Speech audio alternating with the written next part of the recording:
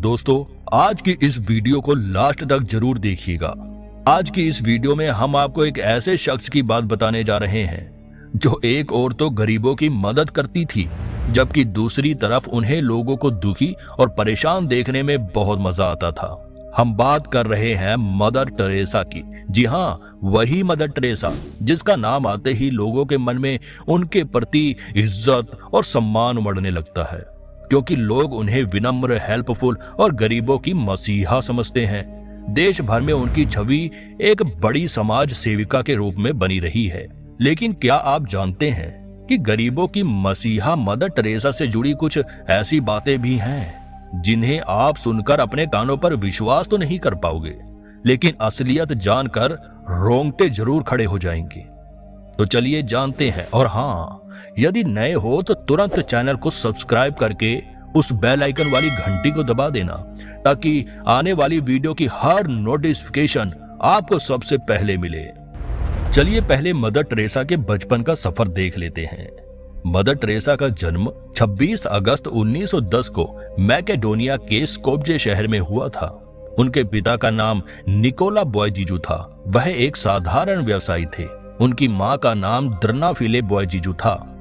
वह एक पवित्र, दयालु और गरीबों की मदद करने वाली महिला थी। मदर टेरेसा के जन्म के एक दिन बाद ही बैप्टाइज किया गया था। आपको बता दें कि बैप्टाइज एक ईसाई रस्म होती है। मदर टेरेसा बचपन से ही मिशनरियों के जीवन से बहुत प्रभावित थी, इसलिए वो अपना जन्मदिन 26 की जगह 27 अगस्त को मनाती थी। अल्बेलियाई परिवार में जन्मी मदर टेरेसा का असली नाम एग्नेस था।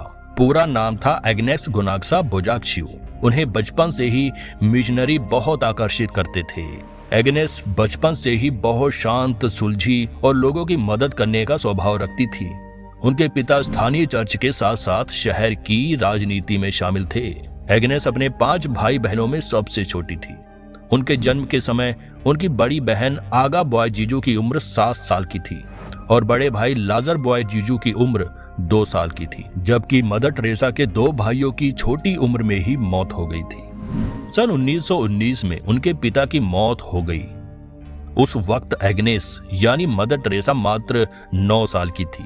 उसी समय प्रथम विश्व युद्ध का दौर भी खत्म हुआ था, जिसकी वजह से उनके परिवार पर आर्थिक तंगी का बोझ बढ़ गया।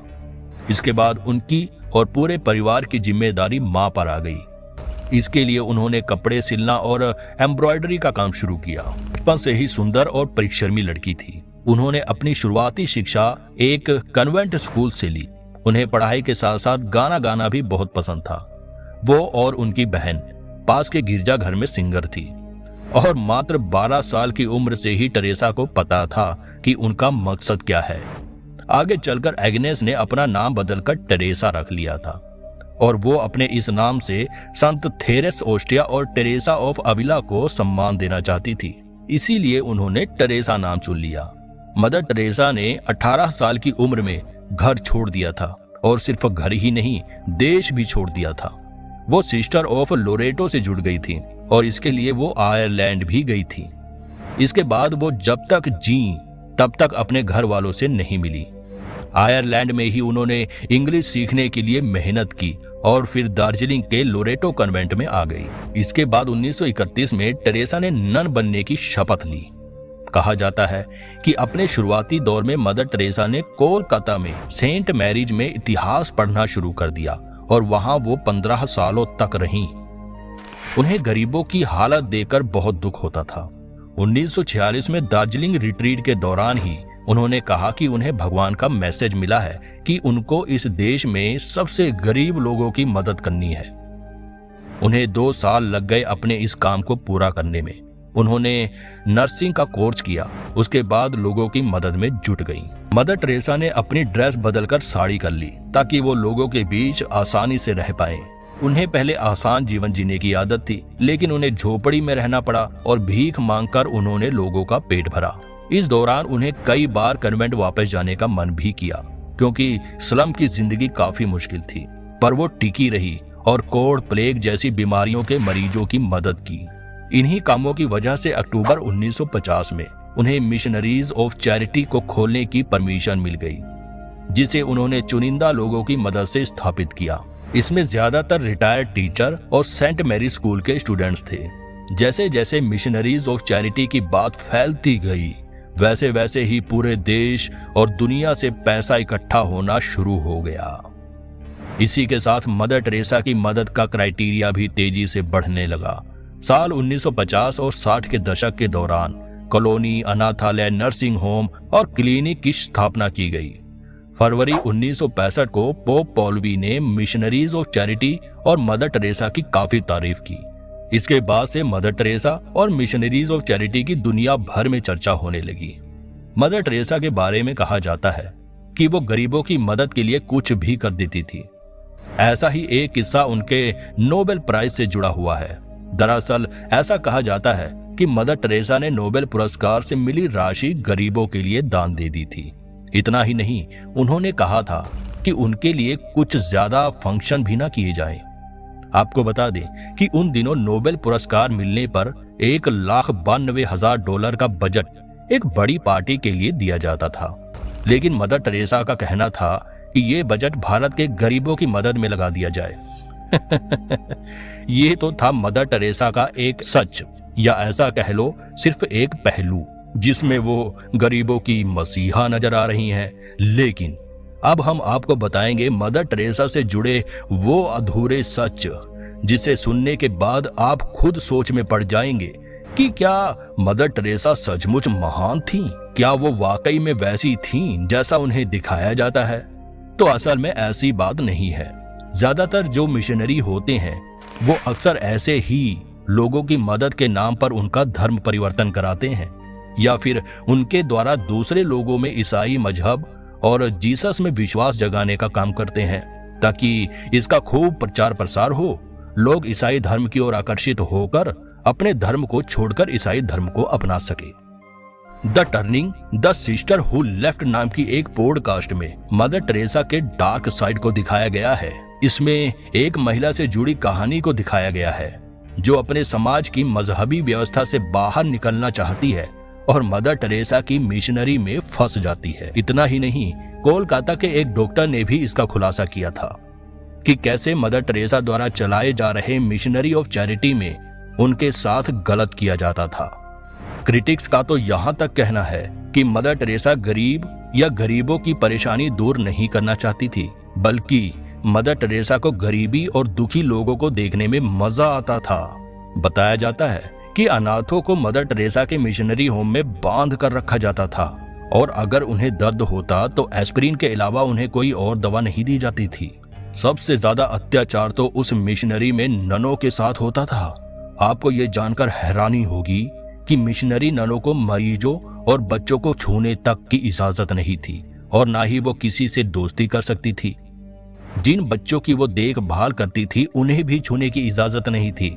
इतना ही नहीं, इन ननों को खुद पर ही कोड़े बरसाने की सजा सुनाई जाती थी और एक दशक में सिर्फ एक बार ही वो अपने परिवार से मिलने घर जा सकती थी। इतने जुल्म के बाद भी मदर टेरेसा इसे अनुशासन का नाम देती थी। वाह! आपको बता दें कि एक नन जो मदर टेरेसा के मिशनरी होम से जुड़ी हुई थी, वो बताती है कि उसका एक भाई अस्पताल में मर रहा था, लेकिन उसे देखने जाने के लिए मदर टेरेसा ने परमिशन तक नहीं दी। उसके पास रुपए तक नहीं थे और उसके सिर के बालों को पूरी तरह हटा दिया गया था। साथ ही उसे पहनने के लिए कपड़े तक नहीं दिए जाते थे। एक आध जोड़ी कपड़े से ही काम चलाया जाता था। वो अनाथालय और शेल्टर होम्स जो काफी गंदे रहते थे, वहां ननों को कांटों वाली चेन से खुद को बांधकर मात्र एक मग पानी से नहाना होता था। ऐसा कहा जाता है कि मदर टेरेसा के मिशनरी होम में ननों की भर्ती करके उनके बालों को शेव करके जला दिया जाता था और यहाँ खुद मदर टेरेसा ईसाई मजहब के चमत्कार के सहारे इलाज करती थी। मदर टेरेसा को नोबेल पुरस्कार भी मिला था और मरने के बाद उन्हें ईसाई मजहब में सेंट की उपाधि दी गई। आपको जानकर हैरानी होगी कि मदर टेरेसा ननों को रोज खुद को पीटने के लिए कहा करती थी और वो इसलिए ताकि उन्हें इसका एहसास हो कि वो कितनी पापी है। उन्हें बाकी लोगों से आइसोलेट करके रखा जाता था। ननों को ऐसा रखा जाता था जिससे वो ज्यादा से ज्यादा अकेलापन महसूस करें, ताकि उन्हें एहसास हो कि वो सिर्फ गॉड पर निर्भर हैं। मदर टेरेसा खुद कहती थी कि गरीबों को जानने के लिए गरीब बनना पड़ेगा और वो सभी पर ऐसा ही दबाव डालती थी। एक सच मदर टेरेसा के बारे में ये भी है कि उन्होंने कम्युनिस्ट तानाशाह एनवर होक्सा की कब्र पर माल्यार्पण किया था, जिसने अपने खुद के देश अल्बानिया में हिंसक रूप से धर्म का नाश किया था। इतना ही नहीं, अपने घर के पास टेरेसा ने आपातकाल जैसे क्रूर दौर का समर्थन भी किया और कहा था, लोग यहाँ खुश है, ज्यादा रोजगार भी है, कोई हड़ताल नहीं है। कहा जाता है कि मदर टेरेसा के 8 ऐसे भी आश्रम थे जहां एक भी गरीब आदमी नहीं रहता था। यह आश्रम सिर्फ चंदा इकट्ठा करने और धर्म परिवर्तन करने के लिए बनाए गए थे। वहीं जेसुइट पादरी Donald J Maguire mother Teresa का सलाहकार हुआ करता था, जिसके बारे में कहा जाता है कि उसने 11 साल की एक लड़की का कई बार यौन शोषण किया था। इतना ही नहीं, मदर टेरेसा को लोगों के स्वास्थ्य की कोई भी परवाह नहीं थी। खर्च बचाने के लिए मदर टेरेसा एक ही इंजेक्शन की नीडल को कई बार यूज में लाती थी। यहां तक कि उनके शेल्टर होम्स में शौचालय तक की व्यवस्था नहीं थी, जिससे मरीज एक साथ कहीं भी बैठकर एक दूसरे के सामने ही मलमूत्र का त्याग करते थे। हालांकि मदर टेरेसा की मौत के बाद हाइजीन पर काफी ध्यान दिया जाने लगा। इन सब के अलावा मदर टेरेसा के दूसरे फेज से जुड़ी कुछ और भी बातें हैं जो समय समय पर सामने आती रही हैं। जैसे कि ब्रिटिश जर्नलिस्ट की माने कि मदर टेरेसा का आश्रम किसी भी तरह से एक हॉस्पिटल नहीं था। यहाँ पर सभी रोगों वाले मरीजों को एक साथ रखा जाता था। जिन मरीजों का इलाज अन्य हॉस्पिटल में आसानी से हो सकता था, उनकी भी यहाँ दर्दनाक मौत हो जाती थी। यहाँ तक कि मदर टेरेसा ने अपने आश्रम का एक दूसरा नाम भी रखा था, हाउस ऑफ डाई, यानी मरने वालों का घर। मरते हुए हिंदू और मुसलमानों से पूछा जाता था कि क्या उन्हें जन्नत या स्वर्ग का टिकट चाहिए, तो इस पर पेशेंट के हाँ बोलते ही उनका धर्म परिवर्तन करा दिया जाता था और उनसे कहा जाता था कि उनके कष्ट को कम करने के लिए इलाज किया जा रहा है। उनके सिर पर पानी डालकर उन्हें बैप्टाइज यानी कि क्रिश्चियन बना दिया जाता था। वहीं मदर टेरेसा के बारे में कहा जाता है कि वो अपने आश्रम से इकट्ठा किया गया चंदा bank for the work of religion में जमा करती थी। यह बैंक वेटिकन चर्च मैनेज करता था, जिसके लिए वह काम किया करती थी।